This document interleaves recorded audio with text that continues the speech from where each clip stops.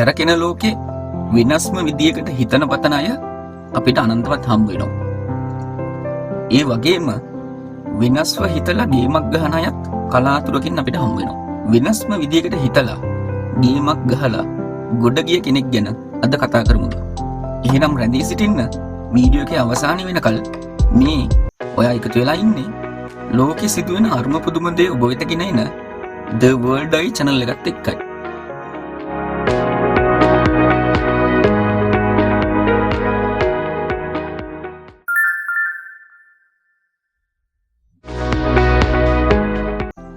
අද අපි යමු තායිවානය පැත්තට. ඒ වයස 38ක් වෙන චාන්ෂූ කියන ගණන් සර්ව හොයාගෙන. ඇයි මෙයා විශේෂෝ? ඔයාලා දන්නවා 2019 කොරෝනා වෛරස් එකත් එක්ක මේ මුළු ලෝකෙම ලොක්ඩවුන් වුණා.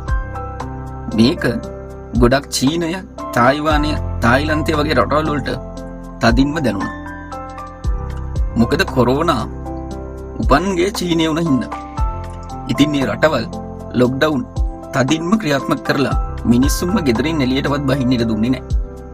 මේ වාතාවරණයත් එක්ක මධ්‍යම පාන්තික පවුල් වලට තමන්ගේ එදා වේල හොයාගන්නවත් විදිහක් නැතුව අන්ත අසරණ වුණා.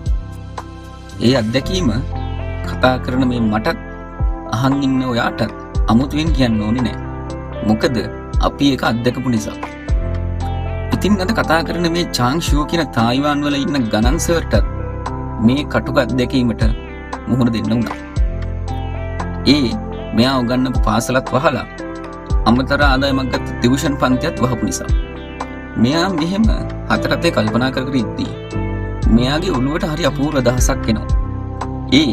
YouTube වගේ සමාජ මාධ්‍ය වල ගණන් සර්ලා දහස් ගණනක් ඉන්න නිසා YouTube වල ගණන් පාඩම් උගන්නලා Tamanට ආදායමක් හොයාගන්න බැරි බව දැනිලා හැමෝම හොරෙන් බලන නිල් චිත්‍රපටි වෙබ්සයිට් වල ගණන් උගන්නන්න සර් කෙනෙක් නැති බව දැනිලා ඉගෙන ගන්න එක කොහේ හිටියත් ඉගෙන ගන්නවනේ කියලා හබ් එකේ account එකක් හදලා ගණන් උගන්නන්න පටන් ගන්නවා.